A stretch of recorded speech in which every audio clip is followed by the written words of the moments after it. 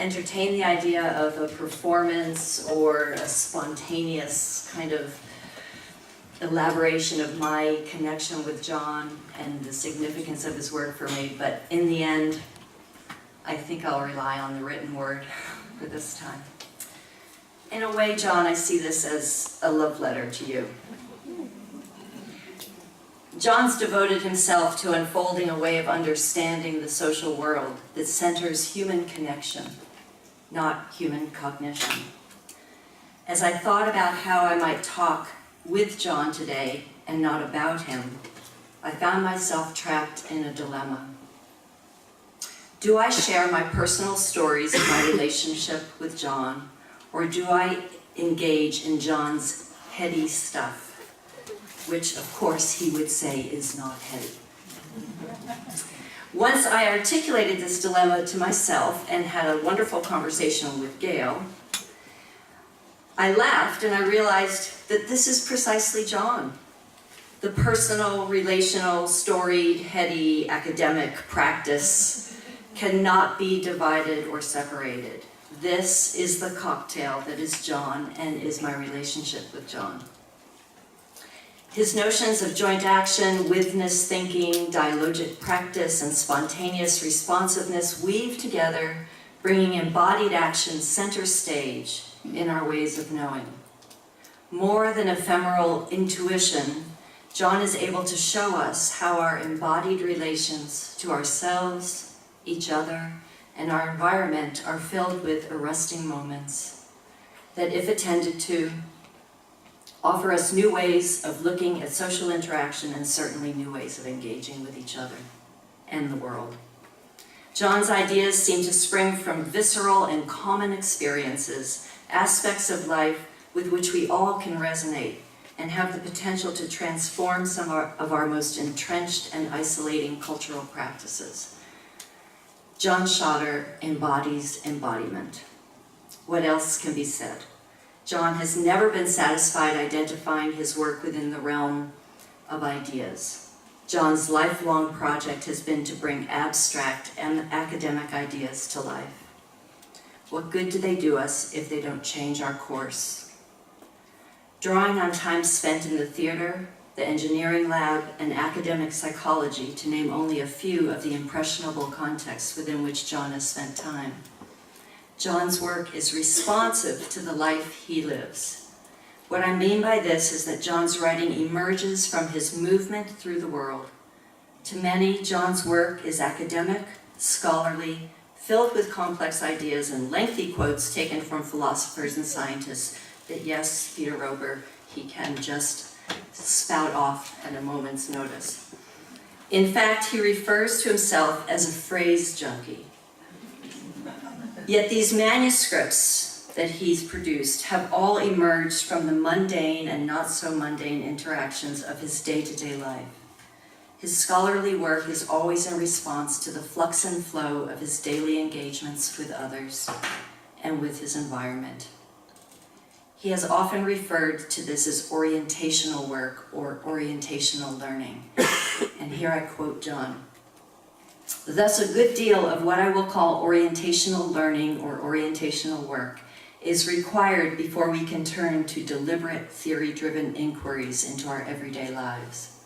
For our later ability to explicitly say, this is an X but not a Y, requires our already having come to know implicitly in our bodily activities the Xness and Y-ness of things and what it is like. John says that being able to name and judge is not something acquired through teaching. We learn it spontaneously in the course of our extensive involvement with others. And this is what I'm trying to point out in John's relational way of being. His conceptualizations, his analyses, his theorizing, and we all know he hates that word, so put it in quotes, are born out of his everyday engagements, and it is only from those engagements that he's able to come to understand or make sense of the world. As we all know, he calls this witness thinking. John's witness thinking highlights a critical aspect of the relational sensibility so many of us adopt. Critical of modernist ways of describing social life, A relational orientation features processes of relating as opposed to objects or entities or separate individuals. John's term, witness thinking, so aptly captures our immersion in language and the ways in which language requires is a byproduct of joint action. John has created a new understanding of ethics and ethical practice in human endeavors. His particular way of being in the world and the way in which that way of being is mimicked in his writings invites us into what I call a radical presence with others and with our environment. And I believe this radical presence offers us a very different path for living in today's complex world. John's critical starting point for all attempts to make sense of the social world is doing.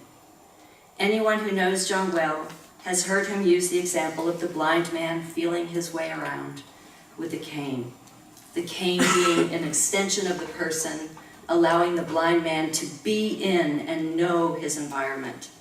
Those close to John have undoubtedly also heard him talk of his days as an avid cyclist, a theater director, and a metals engineer. And if, like me, you've been lucky enough to have John hanging around when your car breaks down, the lawnmower stops working, or the back door needs adjustment, you know that John's way of knowing is utterly embodied. Short little story here. John was a member of our family for the 13 years he lived in New Hampshire, and he would have many meals with us. And while my son at the time was quite small, we'd be making dinner. I'd be cooking, my husband would be helping, my son would be sitting clamped in one of those little kid chairs clamped to the counter, talking, and John would be walking in circles around the kitchen, talking about Wittgenstein and this and that. And Taylor, my son, would say, "Mama," and this is literally how he referred to John, "Mama, why is John Shutter," all of a sudden he had a British accent, "why is John Shutter not talking to me?" But then John would be down on the floor fixing the kitchen door or something like that and actually engaging. So his headiness is also an embodied headiness, I think. Okay? Through his stories and his own way of responding to the daily problems of broken down cars and faulty back doors, John literally shows us what he means when he says that the way we know and how we come to understand requires something much more than cognitive abilities. Knowing and understanding require, as mentioned above, a radical presence. That is, a form of acting in the world rather than simply observing the world. Perhaps a bit of our relational history would be useful. I first met John in 1983 when he was a respondent to a paper I was presenting at an academic conference. Less than a decade later, as chair of my own academic department, I was fortunate enough to hire John as professor of communication at the University of New Hampshire. John stayed with us in the department for 13 years, and those were exciting and important years. They truly were. They were also a bit tumultuous, remember? John became not only a central member of the department, invigorating the intellectual climate, but he also became a member of my family. We shared weekly meals together, discussing the topics of which John is most passionate. In the years since John returned to England, our relationship has endured, but our ability to spend time together, to discuss what's important to us, has certainly been diminished. But I had the good fortune to spend a week with John at a conference on a hot and humid island in the Caribbean in June of 2015. Just a little story, because I think it was pretty funny. It was an open-air hotel, and our rooms were directly opposite one another. And without any preconceived planning, every morning, John and I would both come out of our rooms at exactly the same time. And so we'd walk to breakfast together, and then we'd have lunch together, and then the groups would go off into the city, and we'd stay in this restaurant hotel with the pine trees swaying, and we'd have dinner with a bottle of wine. And on about the third day of this meeting, I said, "John, do you think people think there's something like going on between us?" And he said, I've been thinking that myself, you know. So I said, well then let's play it up, you know, let's add to the rumors. But anyway, it's very funny. But okay, so back to script. I walked away from our week together on that island with a page of scribbled notes, each note capturing what I refer to as a classic shotterism, or as Taylor would say, shotterism. But it's precisely these simple expressions that not only capture John's message, but also illustrate John's commitment to radical presence. I've grouped John's shotterisms into 3 themes. Doing so allows me to unpack John's way of looking and to illustrate how it offers an ethic that is relationally sensitive. The 3 themes are the problems with cognitive atomistic orientations to the world, problems with theorizing, and what I refer to as John's interest in flow. Okay, so here's some quotes from John. These are little things that he said during the week we were together. He said, don't ask what goes on inside a person's head, but ask what their heads go on inside of. Another, there are problems with approaching the world piece by piece versus with a curiosity for the livingness of things. He's really a poet, isn't he? Fragments linked together to form a unity. All right? How could the isolation of one act from another, or the separation of an action from the context within which the action has taken place, yield any useful information about the ongoing nature of the social world? Another quote from John. Considered separately, fragments cancel each other out, but together, a unity is a particular universal, a dialogic particular universal. Another, all descriptions are partial, not complete. Pieces, but not it. We do things with words, but words are not it. John's idea of a particular universal, or more specifically a dialogic particular universal, focuses our attention on the specificities of any given interaction, which also allows us to note patterns across interactions, across time, place, and culture. The generalities he embraces are focused on the ways in which our living in language affords us the possibility of a malleable world. The malleability is in the unfolding and the ongoing nature of social interaction, perhaps best illustrated by John's own response when asked, John, what do you mean? You know how he talks to you? He says, I'm not sure we haven't finished talking yet. One of my favorite shotterisms. Yeah. As we place our emphasis on language, we must remember that language entails all embodied activity. Language does not simply refer to words or text. Furthermore, the emphasis on embodied activity provides us with the broadest possible understanding of language. And I love this quote from you, John, because it's what I've always also struggled with. And he says, I wish no one had ever made the distinction between talk and body language. I think that's important. What any particular movement of the body means is open to negotiation, just as the meaning of any word or utterance is open to negotiation. Words and actions do not carry meaning. It's in the responsivity of persons that meaning is crafted. Another shotterism. We must move from understanding to coming to an understanding. John reminds us that with the continual unfolding of meaning, with no mechanism by which to determine true meaning, the question of understanding emerges. The issue, as John aptly puts it, is about coming to understand, or I would suggest coming to a new form of understanding. On the problem of theorizing, some quotes, some shotterisms. Thought, theories, ideas are after-the-fact assessments and judgments, justificatory rhetorics. Thought, ideas, theories are decontextualized rationalities. I'm not interested in theory or ideas, so he said, but in everyday life details, practice, and responsivity. We need to work with small details and not with generalities. I'm not an ideas person. I think of myself as a phrase junkie.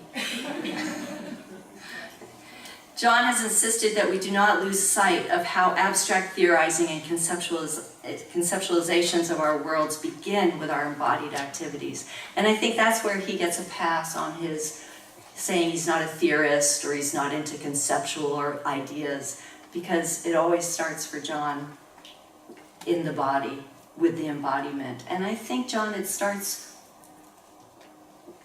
with a very, like a visceral sense of the pain and the joy of living that you see in other people and you see in your environment. And from there, the heady stuff comes, but it starts in the body.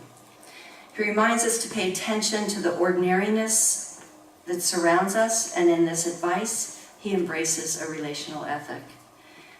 In other places, I've described a relational ethic as an ethic of discursive potential. This fits, I think, with John's attentiveness to our embodied daily interactions.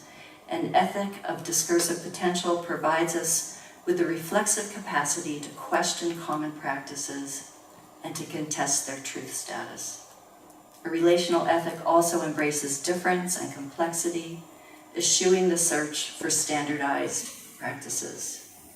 Embracing a relational ethic requires that we abandon reliance on abstract principles and formal codes, not in an attempt to create chaos or anarchy, but in an attempt to pay attention. And I think that's what John's message really is: pay attention to what's unfolding in the specific contexts and relations in which we find ourselves. As well, it's important to consider these local contexts in relation to the broader set of abstract ethical codes, theories and ideas that have emerged into dominant discourses. This is not an ethic of anything goes. Rather, it's an ethic of responsivity to self, others, and environment, and as such demands that any local set of practices, beliefs, or values be considered in light of more dominant social practices. But what might this look like in action?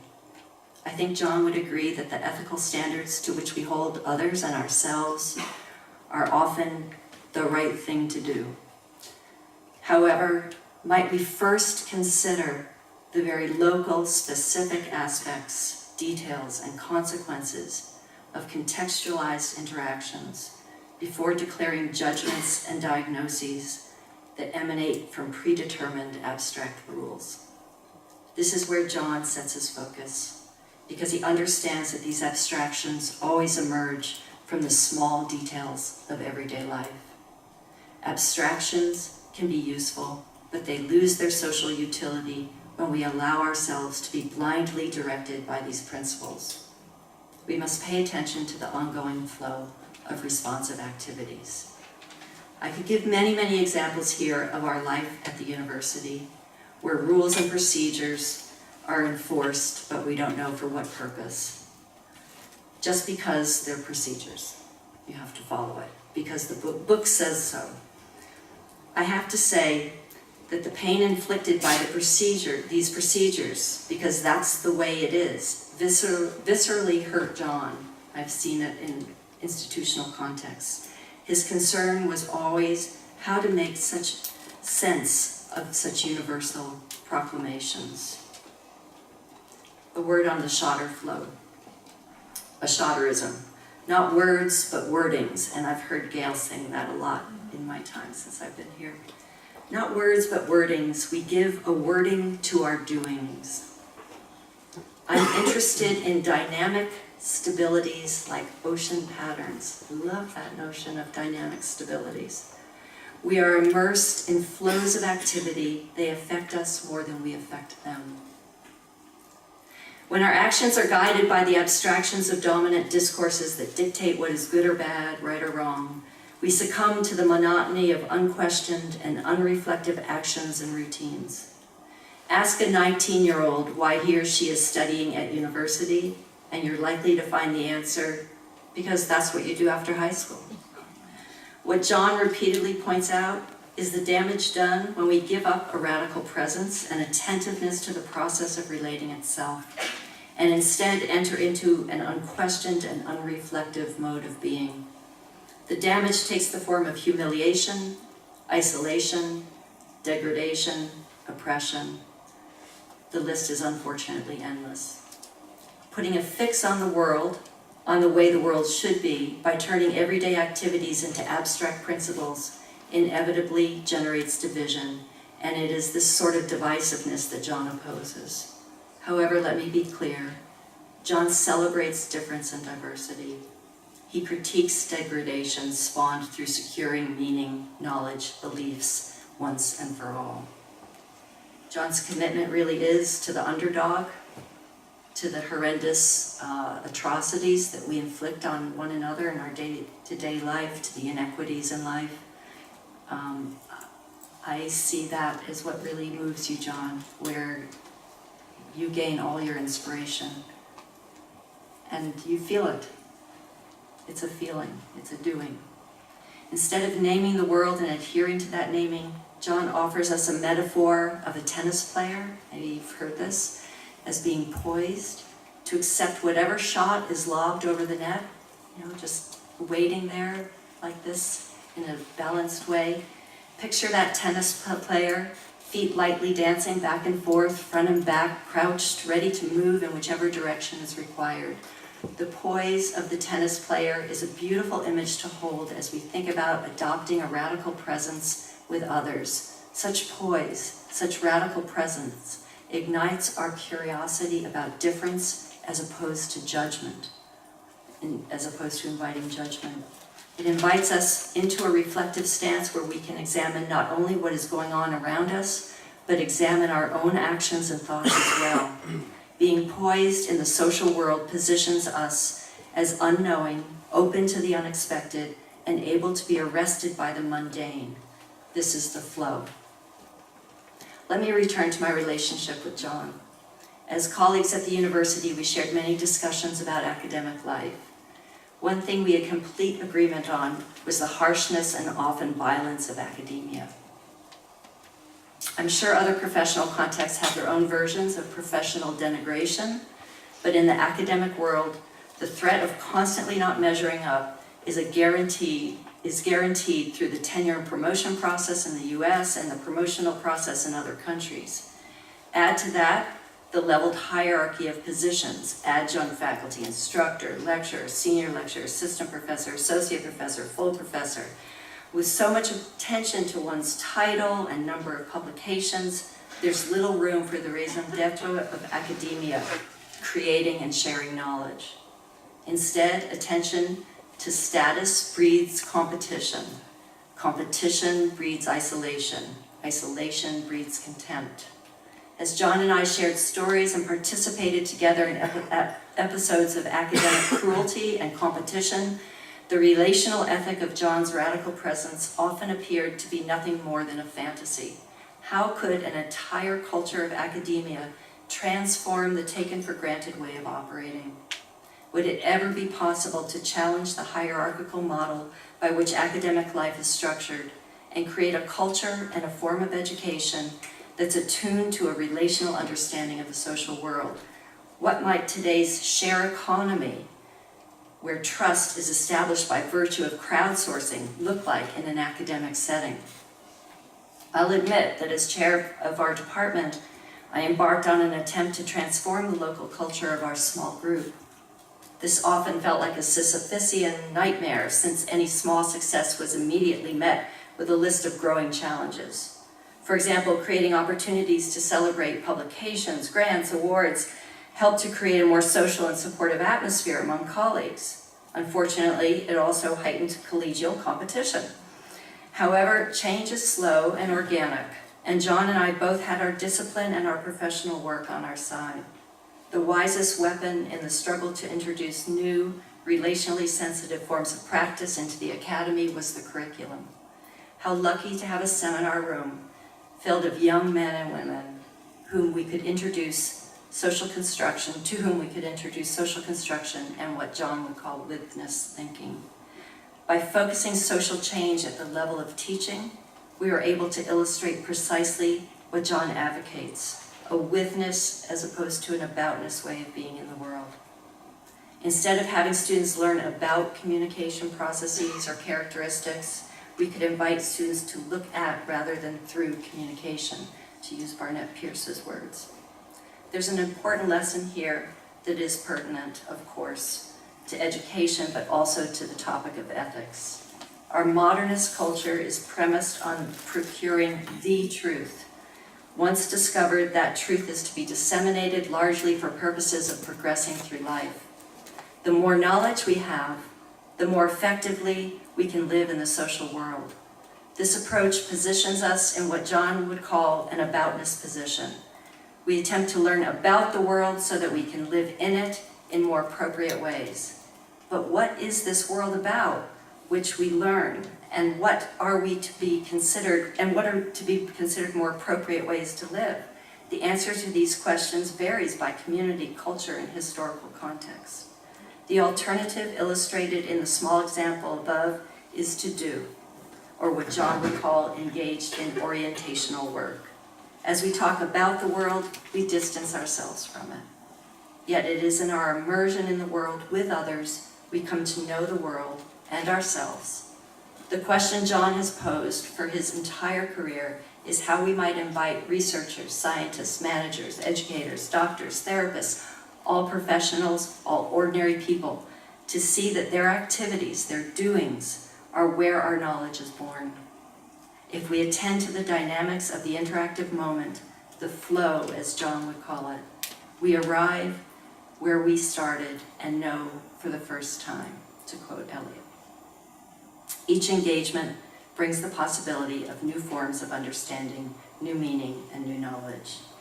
To me, it is clear that what I am calling John's radical presence positions us to not only appreciate relational understanding of ethics, but to perform it. With so many traditions, beliefs, and values to coordinate, how could unanimity be possible? How could some abstracted form of understanding or knowledge be possible? The world is complex, not simple. It's time that we embrace this complexity and develop ways of coordinating complexity rather than eliminating it. This requires that we adopt witness thinking. That is what brings us to the radical presence in daily, mundane interchanges of life.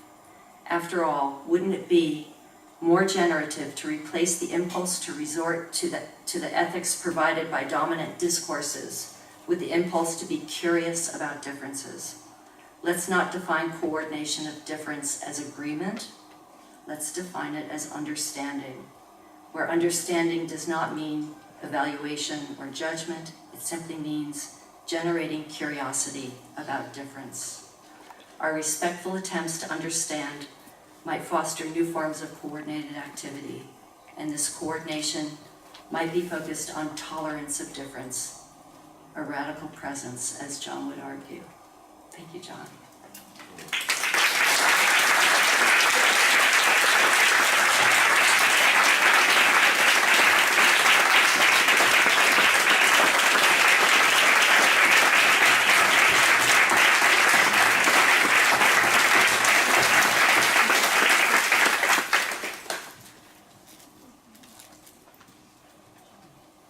Do you want to, John, do you want to have a few minutes to respond to Sheila?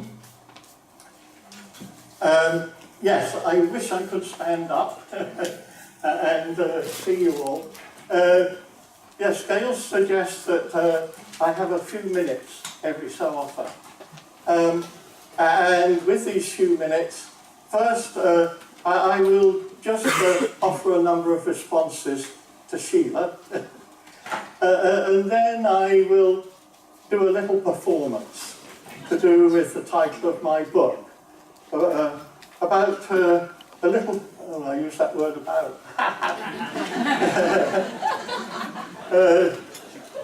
One needs to listen very carefully, particularly to oneself, about one's word usage, one's wordings of one's expressions. My very first comment to you, Sheila, is,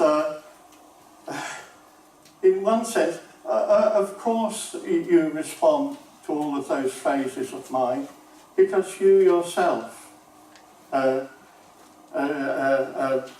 sort of radically sensitive to all those issues. All of those issues are issues to do with your practice too. And this sensitivity to recognising the importance of various phrasings wouldn't be there without that being in your... And my second comment is almost an identical one out to a lot of other people.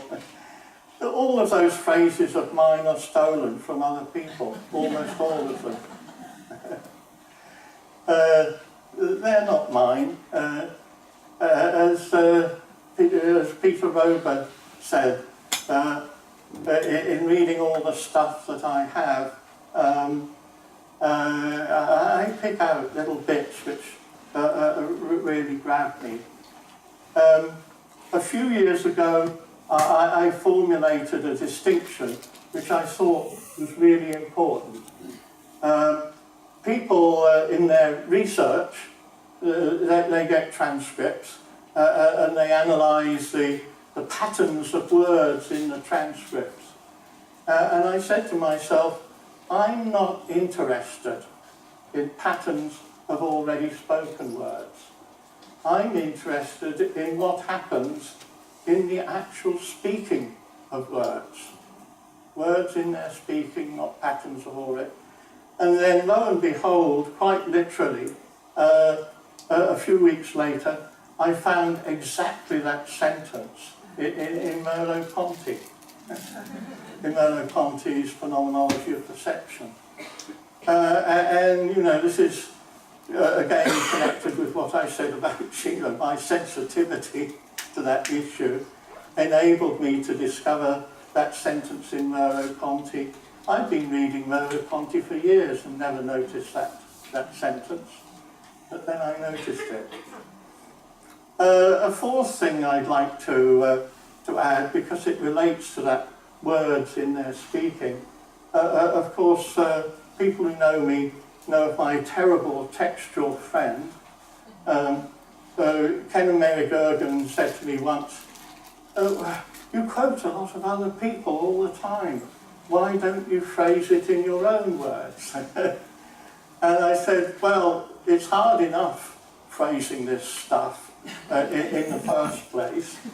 And I want to honour those people who, in my view, have succeeded in doing it. And secondly, my own words come in my conversation with them. And Ken and Mary said, "Oh, so they're your textual friends, are they?" Well, yes, they are. Absolutely. Those are the people I have lots of conversations with. And not Taylor, I'm afraid, Sheila. But I'm sure Taylor, now that writing is his stuff, I probably could have good conversations with Taylor in his writing persona. Yeah. But there's a little bit in Wittgenstein where he says that we'd like to see our speaking laid out to view. The trouble is, in everyday life, it goes by so quickly that we can't sort of get that step-by-step appreciation of how our speaking is doing its work. And of course that we can do things with words. That's the title of the John Austin book. Doing things with words. One final thing, when it came to witness thinking, in my early time in New Hampshire, I actually went to a talk by a Mohawk woman. And she was talking about the difference between, you know, American English and speaking in Mohawk. Some of you may know of the old American anthropologist Benjamin Lee Whorf, who did a lot of work on Native American languages. which, as he said, are verb languages, not noun languages. Languages of activities, not languages of things. But the woman talked about pronouns and said, so you in your American English, you have lots of programs, up and on and in and so forth. We only have one pronoun, and it would be translated as the word with, actually. So that's an early introduction to business thinking. Everything is with something else, it's never alone. So, well, one more thing. As Jim Wilson will know, every time we did a workshop together, I always would say, oh, there's just one more thing. Again, I'm not so interested in points of arrival as in what you learn on taking the journey.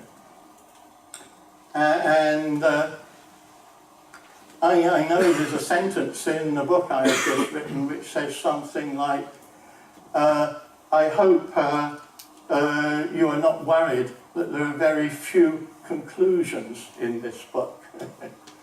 I hope that, in fact, another book that you can all download free on the Taos website about Wittgenstein,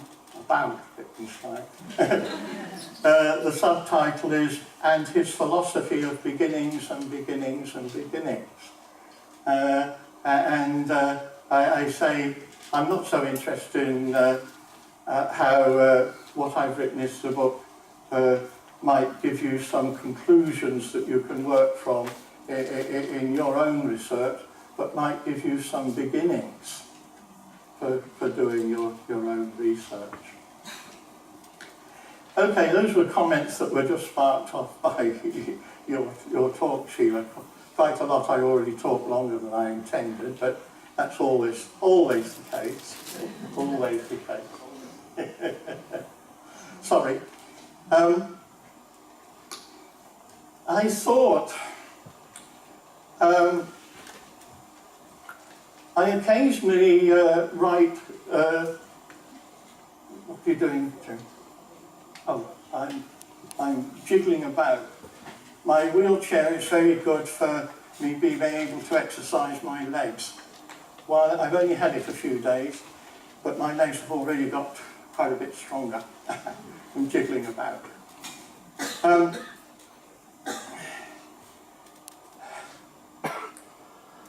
What I thought I would do is do a little piece of speaking, which I hope will induce some special feelings in you.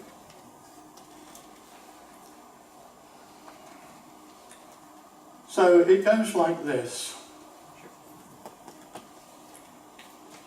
We encounter an animal in the forest. It turns to us surprised, wide-eyed, ears back. Our eyes meet. It is there with us. A moment of awesome mystery. Yet it does have a distinct character, a unique quality, a shape to it, nonetheless. We hold another person in our arms, feel their body respond to our touch. We experience our lover as a source of ceaselessly unforeseen originality, to use a phrase from Roland Barthes' Lover's Discourse. Again, a moment of awesome mystery.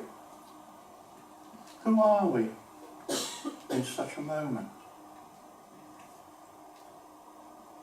We respond to our circumstances with a gesture. Another awesome moment.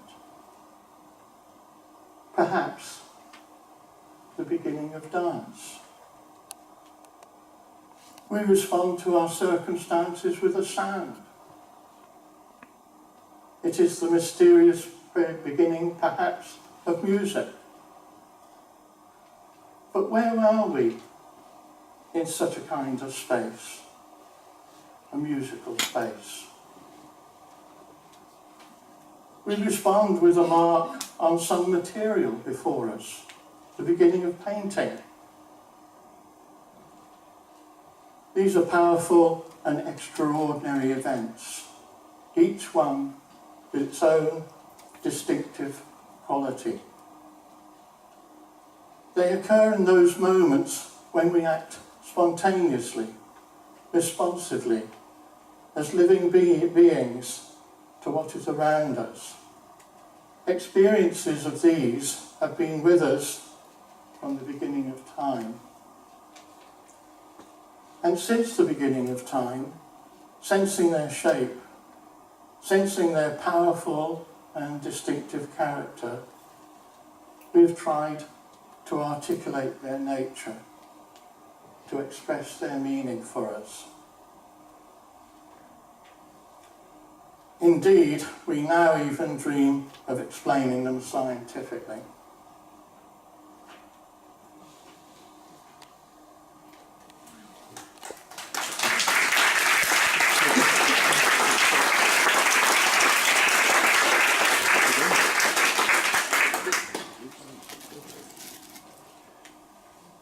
Thank you, John, and more later from John. Shall we have a break? Maybe 20 minutes.